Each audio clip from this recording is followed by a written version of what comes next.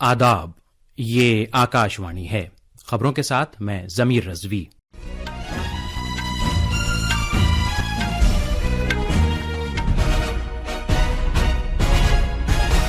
وزیراعظم نریندر مودی نے بندر سری بیگوان میں برونائی کے سلطان حاجی حسن البلقیہ سے بات چیت کی ہے۔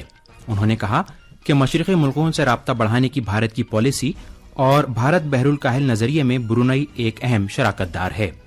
وزیراعظم اپنے دورے کے دوسرے مرحلے کے تحت آج شام سنگاپور پہنچیں گے۔ صدر جمہوریہ دروپدی مرمو نے مہاراشٹر کے لاتور میں وشو شانتی بدھ وہار کا افتتاح کیا۔ یوکرین میں حکومت میں اہم امکانی رد و بدل کے تناظر میں کابینی وزراء سمیت مختلف عہدیداروں نے استعفیٰ دے دیا ہے۔ تائپے اوپن بیڈمنٹن ٹورنامنٹ میں ستیش کمار کروناکرن اور سنکر سبرامنین مردوں کے سنگلز کے کوارٹر فائنل میں پہنچ گئے ہیں۔ اور پیرس پیرالمپکس میں بھارتی کھلاڑی آج شاٹ پٹ، نشانے بازی، تیر اندازی اور پاور لفٹنگ میں اپنے کھیل کا مظاہرہ کریں گے۔ اب خبریں تفصیل سے۔ وزیراعظم نریندر مودی نے بندر سری بیگوان میں برونائی کے سلطان حاجی حسن البلقیہ کے ساتھ بات چیت کی ہے۔ سوشل میڈیا پوسٹ میں جناب مودی نے کہا کہ انہیں سلطان حاجی حسن البلقیہ سے مل کر خوشی ہوئی ہے۔ جناب مودی نے کہا کہ بھارت اور برونائی اپنے کاروباری، تجارتی اور عوام کے درمیان رابطوں کو بڑھانے کے لیے کام کر رہے ہیں۔ وزیراعظم نے کہا کہ ان کے اس دورے سے بھارت برونائی کے رشتوں میں ایک نیا جوش پیدا ہوا ہے۔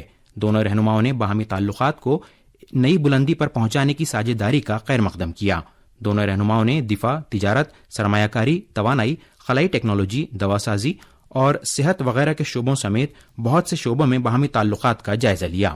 جناب مودی نے کہا کہ مشرقی ملکوں پر زیادہ توجہ دینے کی بھارت کی پالیسی اور بھارت بحر الکاہل منصوبے کا برونائی ایک اہم شراکت دار ہے اور یہ بات دونوں ملکوں کے روشن مستقبل کی ضمانت ہے۔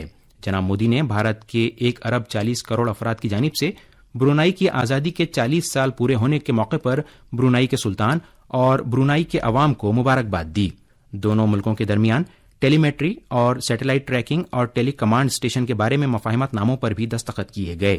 اس موقع پر وزیراعظم نریندر مودی اور برونائی کے شاہ بھی موجود تھے۔ دونوں رہنماؤں نے چنئی اور بندر سری بیگوان کے درمیان براہ راست پرواز شروع کرنے کے فیصلے کا خیر مقدم کیا۔ برونائی کے سلطان نے وزیراعظم کے اعزاز میں دوپہر کے کھانے کا بھی اہتمام کیا۔ وزیراعظم نریندر مودی اپنے دورے کے دوسرے مرحلے میں سنگاپور کے لیے روانہ ہو گئے ہیں۔ وہ آج بعد میں وہاں پہنچیں گے اور سنگاپور کے وزیراعظم لارنس وونگ کے ساتھ گفتگو کریں گے۔ دونوں رہنما بھارت اور سنگاپور کے درمیان کلیدی نوعیت کی شراکت داری کا جائزہ لیں گے اور باہمی دلچسپی کے عالمی امور پر تبادلہ خیال کریں گے۔ وہ تقریباً 6 سال بعد سنگاپور کے دورے پر گئے ہیں۔ بھارت کے سنگاپور کے ساتھ بہترین دفاعی رشتے اور تعاون ہیں اور دونوں ملکوں کے درمیان سرمایہ کاری اور تجارت میں بتدریج اضافہ ہو رہا ہے۔ سنگاپور آسیان میں بھارت کا سب سے بڑا تجارتی ساجھیدار اور براہ راست غیر ملکی سرمایہ کاری کا ایک اہم ذریعہ ہے۔ صدر جمہوریہ دروپدی مرمو نے دلی کے لیفٹیننٹ گورنر وینے کمار سکسینہ کو قومی راجدھانی میں کسی اتھارٹی، بورڈ، کمیشن اور خود مختار ادارہ تشکیل دینے اور ان کے اراکین کا تقرر کرنے سے متعلق اختیارات تفویض کیے ہیں۔ مرکزی وزارت داخلہ نے اس بارے میں نوٹیفیکیشن جاری کر دیا ہے۔ یہ نوٹیفیکیشن آئین کی دفعہ 239 کے تحت جاری کیا گیا ہے۔ صدر جمہوریہ دروپدی مرمو نے مہاراشٹر کے لاتور ضلع کے ادگیر میں وشو شانتی بدھ وہار کا افتتاح کیا اور اسے ملک کو وقف کیا۔ انہوں نے بدھ وہار کے اندر گوتم بدھ کے مجسمے کو نصب کیا اور ڈاکٹر بابا صاحب امبیڈکر کے مجسمے پر عقیدت کے پھول نظر کر کے انہیں خراج عقیدت پیش کیا۔ گورنر سی پی رادھا کرشنن، وزیر اعلی ایکناتھ شندے، سماجی انصاف کے وزیر مملکت رام داس اٹھاولے اور نائب وزیر اعلی دیویندر پھڑنویس اس موقع پر موجود تھے۔ ادگیر میں یہ بدھ وہار کرناٹک کے کلبرگی میں قائم بدھ وہار کی ہی طرز پر قائم کیا گیا ہے۔ یوکرین میں کابینہ اراکین سمیت کم از کم 6 افسران نے اپنے عہدے سے استعفی دے دیا ہے۔ ان افسروں نے سرکاری عہدوں میں بڑے پیمانے پر امکانی رد و بدل کے تناظر میں استعفی دیا ہے۔ یہ تبدیلی برسر اقتدار servant of the people party کے رہنما کے اس بیان کے بعد ہوئی ہے کہ اس ہفتے ایک بڑے سرکاری رد و بدل میں آدھی کابینہ کو تبدیل کر دیا جائے گا۔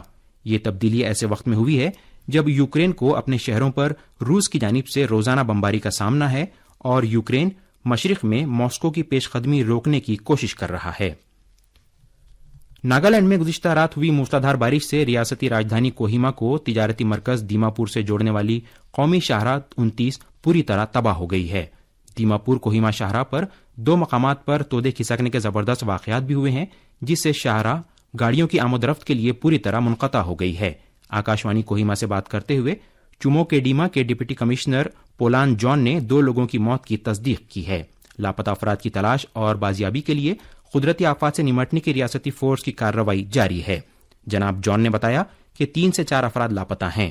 انہوں نے مزید کہا کہ زبردست بارش کی وجہ سے سڑک کے کنارے کئی مکانات اور ہوٹلوں کو نقصان پہنچا ہے۔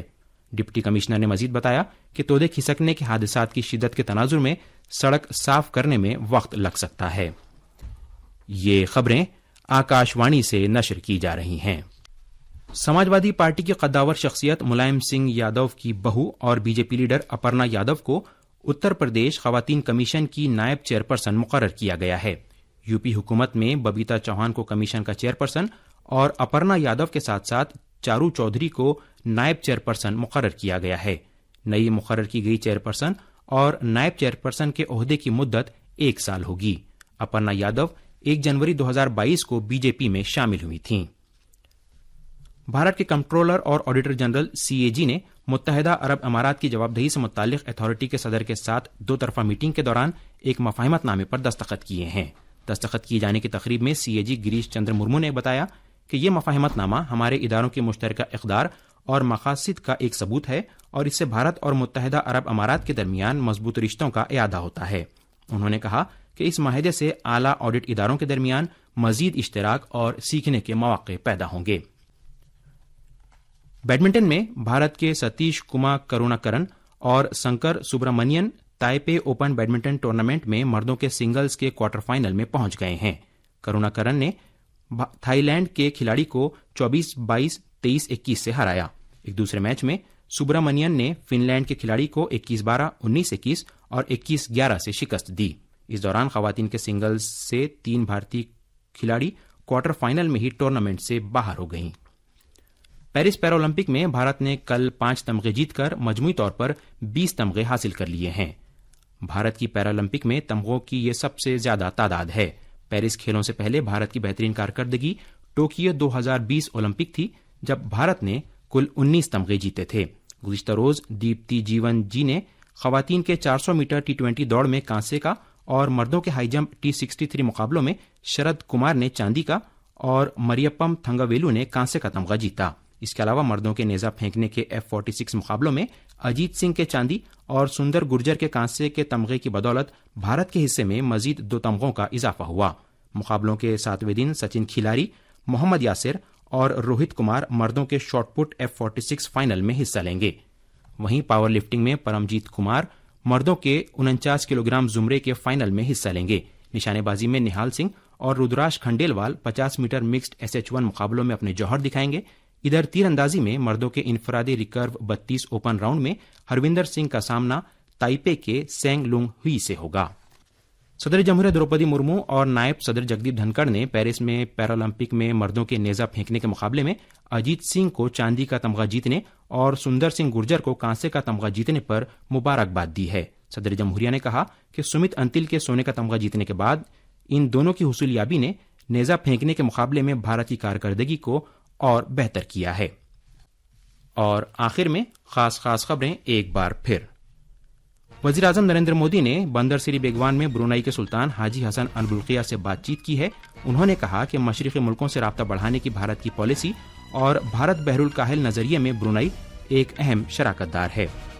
وزیر اعظم نریندر مودی اپنے دورے کے دوسرے مرحلے کے تحت سنگاپور پہنچ گئے ہیں۔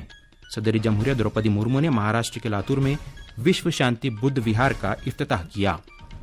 یوکرین میں حکومت میں اہم امکانی رد و بدل کے تناظر میں کابینی وزراء سمیت مختلف عہدیداروں نے استعفیٰ دے دیا ہے۔